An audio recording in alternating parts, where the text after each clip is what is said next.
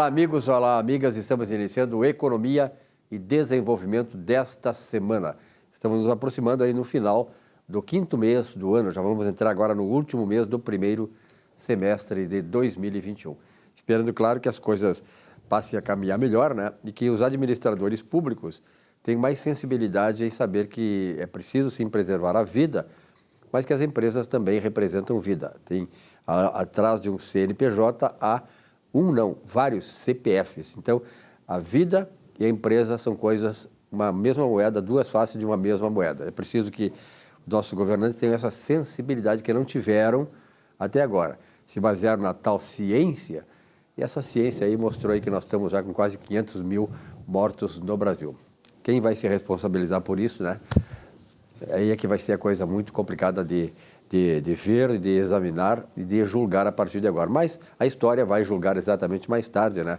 Aquilo que se fez no período da pandemia no Brasil. Bom, nesse espaço vamos tratar, claro, de assuntos da área de negócios no chamado momento empresarial. E nesse momento empresarial, Cristiano Buchor. Obrigado, Cristiano, pela tua presença, gravatinha vermelha e tal.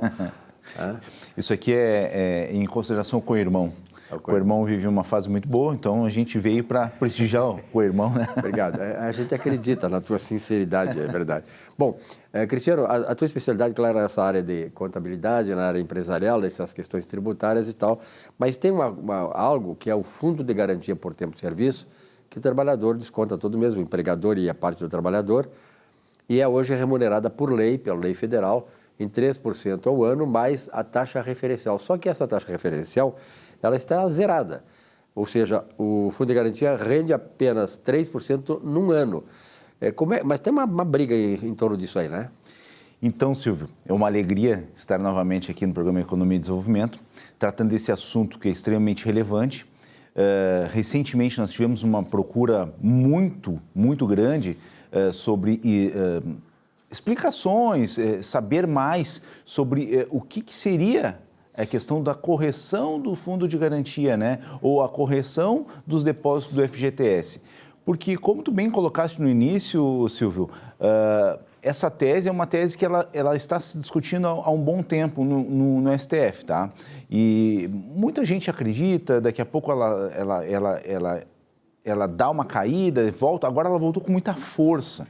Por quê, Silvio? Nesses últimos anos, como bem colocou, a lei federal ela vai colocar que os depósitos do fundo de garantias devem ser corrigidos monetariamente e mais uma aplicação de 3%, né, ao ano, né, de juros. Entretanto, a correção monetária elegida, que é a TR, ela é uma correção que ela é de certa forma manipulada, porque o Banco Central ele utiliza um redutor nela e ela acaba ficando abaixo da inflação. Então, isso aí, existe um grande prejuízo para as correções do fundo de garantia e hoje está na mesa do STF para que ele julgue uma ação direta de inconstitucionalidade produzida por na verdade, instada por um partido político, né, a Solidariedade, onde ele questiona exatamente isso. Olha, os depósitos nessas contas vinculadas, eles deveriam, no mínimo, refletir aquela inflação do período. Hoje,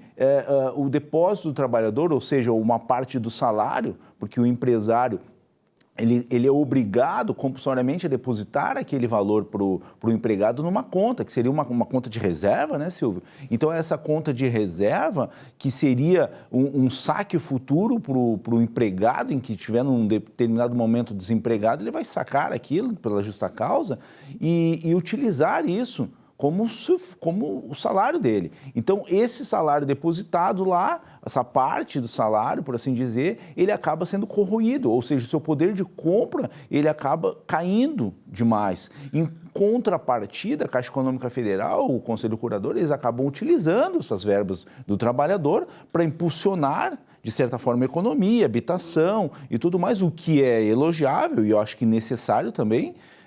Entretanto, a remuneração do trabalhador acaba tendo sendo corroída, né? Não tem nem a composição da perda inflacionária, quer dizer, nem repõe a perda inflacionária, Exatamente, Silvio. Então, hoje a TR foi um instrumento muito bom.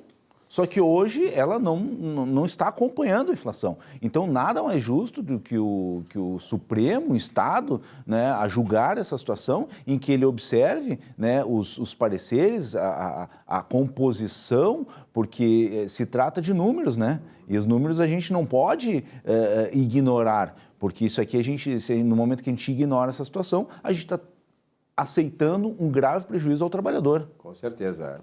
Então, o que o trabalhador pode fazer agora, neste momento?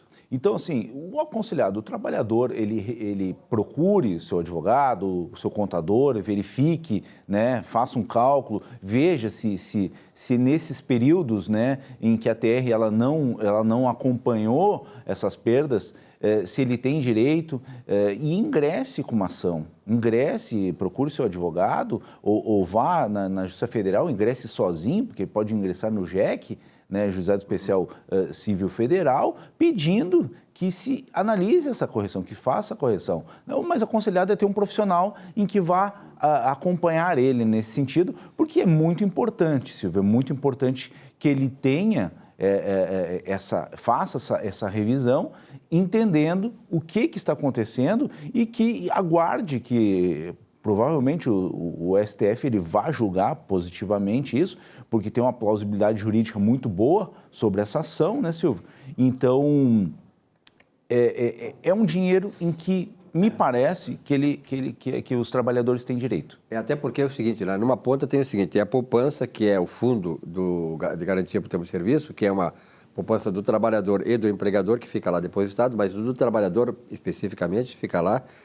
Esse recurso é alocado no mercado, ou seja, ele vai fazer investimentos e por esta aplicação nos investimentos desse outro lado, ou seja, na ponta da aplicação da captação do fundo de garantia, o agente, no caso, o BNDES, BRDES, todas as instituições que tratam com esse dinheiro, recebem o recurso, recebem o lucro desse investimento. E são lucros muito grandes. Isso. Exorbitantes. Então, por isso que não se justifica que se pague tão mal, se remunere tão mal o trabalhador. Então, exatamente, Silvio. Digamos, as instituições financeiras que utilizam esses recursos, elas recebem uma renda variável. Ou seja... Variável e sempre grande. Exatamente. Né? Uma construção de um empreendimento, Minha Casa Minha Vida, alguma coisa nesse sentido, que use esses recursos, o Conselho Curador libera e eles têm uma renda variável em que é pago. Então, ele deve retornar, né, sobre forma também de correção monetária para que o trabalhador ele não tenha o prejuízo, né? Ou seja, o seu dinheiro está ali garantido, mas mantendo, de certa forma, o poder aquisitivo.